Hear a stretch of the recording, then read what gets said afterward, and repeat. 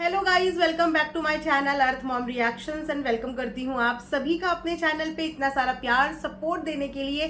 Thank you so much. इसी reaction video हम लोग शुरू करते हैं। आई नो कि रिएक्शन वीडियो बनाने में टाइम लग जाता है क्योंकि देखिए मैं जस्ट अभी एक व्लॉग देख के आई हूँ और जैसे कि मैंने पहले भी आप लोगों को बताया हुआ है कि मैं बहुत देर तक कानों में ये हेडफोन्स लगा नहीं पाती हूँ, इसीलिए मैं जस्ट ये वीडियो बनाने से पहले एक व्लॉग देख के आई हूँ ताकि बहुत ज़्यादा देर के बाद मेरे दिमाग से चीज़ें ना निकल जाए और फटाफट से आप लोगों के सामने मैं यहाँ पे रिएक्शन वीडियो लेके आ जाऊँ। आप लोगों ने अक्सर दो लोगों को लड़ते हुए देखा होगा, बहुत बार रियल लाइफ में भी लड़ते हुए देखा होगा और उसके बाद लड़ाई करते करते लोग आ जाते हैं एब्यूजिंग लैंग्वेज में आ जाते हैं, उसके बाद लोग आ जाते हैं औकात में आ जाते हैं, अपना बड़प्पन दिखाने की कोशिश करते हैं। अक्सर देखा होगा आपने, है ना। लेकिन जब आप एक सोशल प्लेटफॉर्म पे होते हो और आपको ये पता होता है कि यहाँ पे आपको देखने वाले लोगों की संख्या भी शायद आप कभी कभी ना कर पाओ, यू नेवर नो कि आपका कौन सा वीडियो, कौन सा पोस्ट कब कहाँ कैसे किसके पास कैसे वायरल हो जाए। कभी कोई छोटा बच्चा देख ले, कभी कोई बुजुर्ग देख ले, कभी कोई बड़ा देख ले, तो वहाँ पे आपको लगता है ना कि अगर आप एक रिस्पॉन्सिबल पर्सनैलिटी हैं, आप जैसा कि दावा करते हैं, तो आपको नहीं लगता कि उस जगह पे आपको अपने शब्दों पे एक मर्यादा लगा लेनी चाहिए। कुछ ऐसे ही हो रहा है सोशल मीडिया पे। जी हाँ, देख के आई हूँ अभी एक लाइव एग्जाम्पल इस भाषा का। सोचा चलिए आज इसी पे रिएक्शन दे लें। चैनल में नए हैं तो सब्सक्राइब कर देना, वीडियो पसंद आई तो लाइक भी कर देना। यहाँ पे मैं बात करने वाली हूँ इवेंट दीदी और जगत जीजा जी से रिलेटेड, ठीक है। वैसे जगत जीजा जी अपने बिहाफ में बहुत बढ़िया काम कर रहे हैं।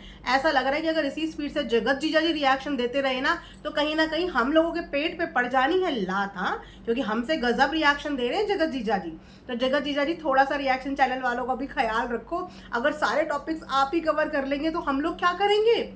ऐसा लग रहा है कि अब हमारी कुर्सी खतरे में है और हमारी कुर्सी पर एक नया नाम दर्ज होने वाला है कि उभरता हुआ सितारा रिएक्शन फील्ड में उभरता हुआ सितारा जगत जीजा जी। वेल डन, ऐसे ही लगे रहो। अपनी मर्यादा का बस हमेशा ध्यान रखना। पक्ष रखने में किसी की कोई बुराई नहीं होती, पक्ष बिल्कुल रखना चाहिए और इसी पक्ष का इंतजार करते करते हमारे सर के बाल सफेद हो गए, लेकिन हमारी जगत दीदी नहीं आई। अगर जगत दीदी भी अपना पक्ष रखने के लिए समय पे आ जाती ना, अपनी आवाज रख लेती, अपना कुछ साइड कुछ वर्जन बता देती, तो मुझे लगता है कि जगत दीदी इतने समय तक ये सारी चीजें भुगत नहीं रही होती। लेकिन कोई किसी की जुबान आखिर कब तक बनेगा। एक स्टेज पे आके हर एक इंसान थक जाता है, क्योंकि जिसके ऊपर पड़ रही है और जिसके ऊपर उंगली उठी है, अगर वो अपने लिए खड़ा नहीं हो पा रहा है तो हम किसी के बिहाफ में कितने दिन, एक दिन, 2 दिन, 3 दिन, कितने दिन हम लोग बोल लेंगे। जगत भैया और जगत जीजा में यही डिफरेंस है। जगत भैया भी अपनी लड़ाई लड़ने के लिए तुरंत आ जाते हैं, उनका पूरा जगत परिवार अपनी लड़ाई लड़ने के लिए तुरंत आ जाता है, और जगत जीजा भी अपनी लड़ाई लड़ने के लिए अपने ऊपर उठी हुई उंगलियों का जवाब देने के लिए खुद आ जाती हैं। सिर्फ इन मामलों में पीछे रह जाती है जगत दीदी, और उनके बिहाफ में जो लड़ने आता है एक स्टेज पे आके वो खुद भी थक जाता है, क्योंकि वो कब तक बोलेंगे और कितना बोलेंगे। जिसे बोलना चाहिए, अगर वो ये कह रही है कि मुझे ही फर्क नहीं पड़ता क्योंकि मैं वीडियो ही नहीं देखूंगी, उन्होंने साधारण सोल्यूशन निकाला हुआ है सिंपल सा, मैं वीडियो ही नहीं देखूंगी। जब उन्हें ही फर्क नहीं पड़ता तो बोलने वाला इंसान कब तक बोलेगा, थक जाएगा ना। तो जगत जीजा ने जवाब दिया है इवेंट वाली दीदी को। क्या जवाब दिया है इसके बारे में हो सकेगा तो नेक्स्ट वीडियो में बात करेंगे, लेकिन जवाब क्यों दिया है सबसे पहले ये जानना जरूरी है कि जवाब क्यों दिया है। तो हमारी जो इवेंट वाली दीदी है ना, ये काफी जगह पे लाइमलाइट लेने के लिए गई। हालांकि इंस्टाग्राम पे इनका एक है अकाउंट और उस अकाउंट का नाम भी इन्होंने इवेंट वाली दीदी के नाम से रख लिया है। सोचो, हमारे दिए हुए नाम, रिएक्शन कम्युनिटी के दिए हुए नाम से इन्होंने अपना चैनल तो खोला, लेकिन अनफॉर्चुनेटली इनके चैनल पे सिर्फ एक व्यू आता है। इन्होंने खुद अपने मुंह से बोला है कि मेरी वीडियोस पे मेरे चैनल में सिर्फ एक व्यू आता है, सिर्फ एक जन उसे देखता है। कितनी बुरी बात है ना। चलिए कोई बात नहीं। तो क्या हुआ ना, इवेंट वाली दीदी बहुत सारी लाइव में भटकते भटकते इधर उधर वाईटी में खूब घूम रही है। कौन सा आज तक आपने ऐसा कोई इवेंट मैनेजमेंट कंपनी देखी है या इवेंट ऑर्गेनाइजर देखा है जो इस कदर आपको हर जगह घूमता हुआ नजर आएगा, हर जगह बोलता हुआ नजर आएगा। उनके पास इतनी फुर्सत कहाँ होती है, इतना वक्त कहाँ होता है उनके पास कि वो आके जो वाईटी है उसकी कंट्रोवर्सी में घुसे रहे, जिस जगह से उनका कोई लेना देना नहीं है। पर ये 2-3 पैनल में पाई गई जहां पे इन्होंने हर जगह पे अलग अलग स्टेटमेंट दिए। एक जगह पे जगत जीजा जी इनके लिए बहुत अच्छे थे, बहुत सभ्य थे, बहुत अच्छे इंसान थे, है ना। एक जगह पे उनकी तारीफ करी, दूसरी जगह पे फिर थोड़ी सी बुराई करी, फिर तीसरी जगह पे कुछ ज्यादा ही बुराई कर ली। अब जगत जीजा को ये बात खटक गई कि भैया ये लेडी चाहती क्या है, या तो तुम किसी की पहले ही दिन से बुराई शुरू कर दो, लेकिन आप आज कुछ, कल कुछ और परसों कुछ, ये करना क्या चाहती है, ये करना क्या चाहती है। तो इसी चीज से रिलेटेड जगत भैया इन सब चीजों को बैठे हुए एनालाइज कर रहे थे, बहुत समय से एनालाइज कर रहे थे कि आखिर ये लेडी गेम क्या खेलना चाहती है। इतने सारे यूट्यूबर की लिस्ट में ये हमारे ग्रुप से बाहर निकल क्यों नहीं पा रही है, इससे आगे क्यों नहीं बढ़ पा रही है, इसके अलावा किसी को क्यों नहीं बुला पा रही है। क्योंकि इंटरेस्ट ऑफ एरिया तो जगत दीदी का भी यही था, और वो किसी भी तरह चाहती थी कैसे भी करके इनका आमना सामना करवा दे। अब उस आमना सामने के पीछे इनकी क्या इंटेंशन थी, देखो वो तो हमें पता नहीं, है ना। कुछ भी इंटेंशन हो सकती है, बिजनेस माइंड हो सकता है, अपने शो को हिट कराने के लिए बहुत बार ऐसी हरकतें इवेंट मैनेजमेंट वाले कर देते हैं, ठीक है। तो जब इनका वो एक रूप होता है ना, एक इंसान का रूप, जब तक कोई इंसान आपको जी करके बात कर रहा है, एक रिस्पेक्टफुल इंसान कंफर्टेबल है, तो वो भी कंफर्ट जोन में रहेगा। लेकिन जब सामने वाला इंसान उसका एक ऐसा रूप देख लेता है, जिस रूप को देखने के बाद वो खुद सदमे में चले जाते हैं, जैसे कि जगत जीजा ने यही पॉइंट इनका पकड़ लिया कि ये जहां जा रही है मिश्री घोलती हुई जा रही है, जहां जा रही है मिश्री घोलती हुई जा रही हैं। और फिर उसके बाद उन्होंने जो जगत भैया के परिवार के साथ जो बदतमीजी वाला वीडियो बनाया, कहीं ना कहीं वो खटकने लग गया था जगत जीजा को। इसे कहते हैं जेन्युइन इंसान। किसी भी जेन्युइन इंसान को बुरा लगेगा, भले ही वो उस इंसान के साथ एक टॉकिंग टर्म्स में ना हो, बट गलत को गलत बोलने वाला इंसान सही होता है, ठीक है। तो वहां से जगत जीजा जी इनकी इंटेंशन समझ गए थे। तो जब जगत जीजा ने इनसे इस बात का जवाब मांगा कि आपने किसी के लिए 1 लाख की कहानी भी गढ़ दी, आप इन चीजों से आगे क्यों नहीं बढ़ पा रहे हो, और सबसे बड़ी बात है कि आप अपने पॉइंट पे स्टिक क्यों नहीं रह रहे हो। आप एक जगह जाके कुछ बोलते हो, दूसरी जगह जाके कुछ बोलते हो, तीसरी जगह जाके कुछ बोलते हो, एक इंसान के पास कुछ और जाके बोलते हो, दूसरे के पास कुछ और जाके बोलते हो। आप यहाँ पे पंचायत करने आए हो, गॉसिप करने आए हो, या फिर अपने इवेंट का काम करने आए हो। बस एक इंसान के रियल नेचर को ना आप हमेशा एडवर्स सिचुएशन में जज करना। एक इंसान का रियल नेचर तब सामने आता है जब सिचुएशन हमेशा ऑपोजिट हो। जब सिचुएशन अपने फेवर में होती है ना, तब वो इंसान बहुत गुडी बिहेव करता है। लेकिन अगर किसी की रियलिटी जाननी हो ना, तो बस उल्टी सिचुएशन में उसे जज करना। तो जहां जगत जीजा ने आके स्टैंड लिया, वहां पे ये भड़कती हुई वापस से लाइव का हिस्सा बनी। और जो शब्द इन्होंने वहां पे निकाले हैं, जो शब्द इन्होंने वहां पे निकाले हैं, मैं ये बोलूँ ना, अगर ये शब्द कोई आदमी औरत के लिए निकाल दे ना, तो एक औरत पता नहीं कितने कार्ड यहाँ पे प्ले कर देगी। इस आदमी ने मेरे लिए ऐसी भाषा का प्रयोग कैसे करा, इसने औरत की इज्जत पे ऐसे क्यों बोल दिया, इसने औरत के लिए ऐसे इतनी बड़ी बात कैसे बोल दी। लेकिन एक औरत आदमी की कोई भी बेइज्जती करके चली जाए, जो मुंह में आया वो बोल के चली जाए, क्योंकि वो औरत है तो उसको हर चीज अलाउ है। क्योंकि कोई आदमी है, वो अगर आपसे रिस्पेक्ट से बात कर रहा है, तो आपने अपनी वाणी पे विराम क्यों नहीं दिया। इनके शब्द जो शायद मैं अपने मुंह से बोलने में कंफर्टेबल नहीं हूं, लेकिन इन्होंने उन शब्दों का प्रयोग करा तो शायद एक इज्जतदार औरत को, जो ये दावा करती है कि मैं एक बहुत बड़े इवेंट सेलिब्रिटीज के साथ उठती बैठती हूँ, क्या ऐसे शब्द औरत को शोभा देंगे। एक आदमी की औकात पे बात करना, एक आदमी को नल्ला बोल देना, और तो और उस आदमी को जेंडर तक इंसल्ट कर देना, उसके जेंडर पे तक बात कर देना, इतना पर्सनल अटैक। उन्होंने आपको जो भी जवाब दिया था, सोशल मीडिया पे हो रही हलचल के हिसाब से जवाब दिया था। लेकिन जब इनका जवाब देने की बारी आई, तो ये उस मुद्दे से भटक के सीधा उनके पर्सनल अटैक में आ गई। औकात, इसकी औकात क्या है मेरे सामने, ये है क्या, ये करता क्या है। जगत जीजा के लिए ये स्टेटमेंट बोली गई, इसकी औकात क्या है, ये करता क्या है। बिजनेस, वो बिजनेस इसके भाई का है, ये खुद क्या करता है। अगर वो बिजनेस उसके भाई का है, तो वो भाई किसका है, वो भाई किसका है। एक बार अगर आप उनकी बिजनेस की वेबसाइट खोल के देखेंगे ना, तो उसमें लिखा हुआ है, उसमें जगत जीजा का नाम भी लिखा हुआ है। और बिजनेस एक फैमिली बिजनेस भी होता है। जब इन भाइयों के बीच में तेरा मेरा नहीं है, ये उस बिजनेस को हम करके लेके चल रहे हैं, तो इन्होंने उनके बिजनेस को पॉइंट आउट किया, नल्ला बोला। नल्ले का मतलब समझते हो, जहां तक मैं नल्ले वर्ड का मतलब समझती हूँ, वो इंसान जो कुछ ना करता हो, वो इंसान जो 1 रुपए भी ना कमाता हो, वो इंसान जिसके पास कोई काम नहीं हो।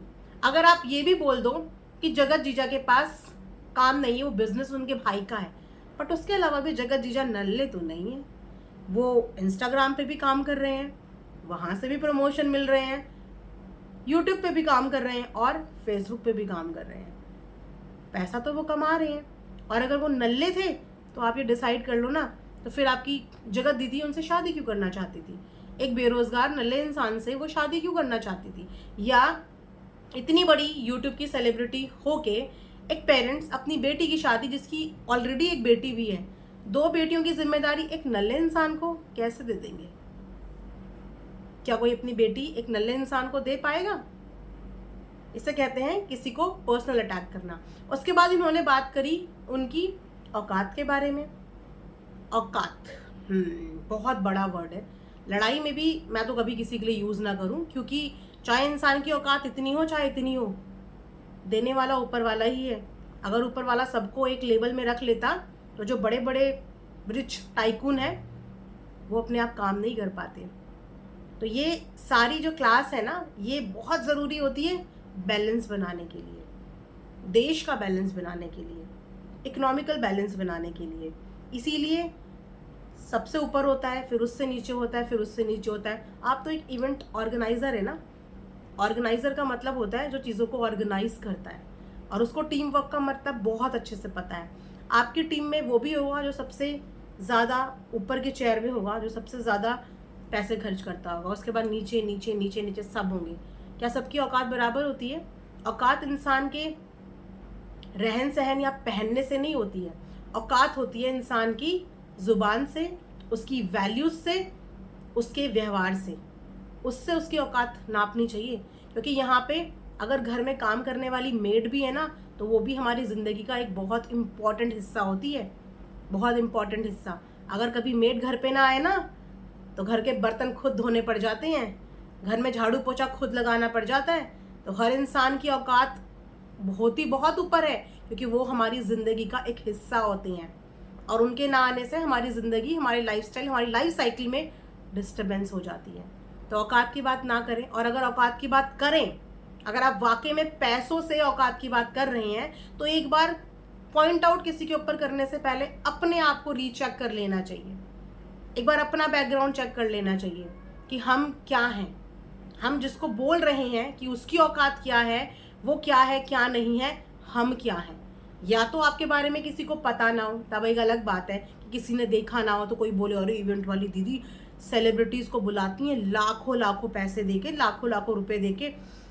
होंगी यार, बड़ी टाटा अंबानी से तो बराबर ही नहीं, पर थोड़ा उनके नीचे होंगी।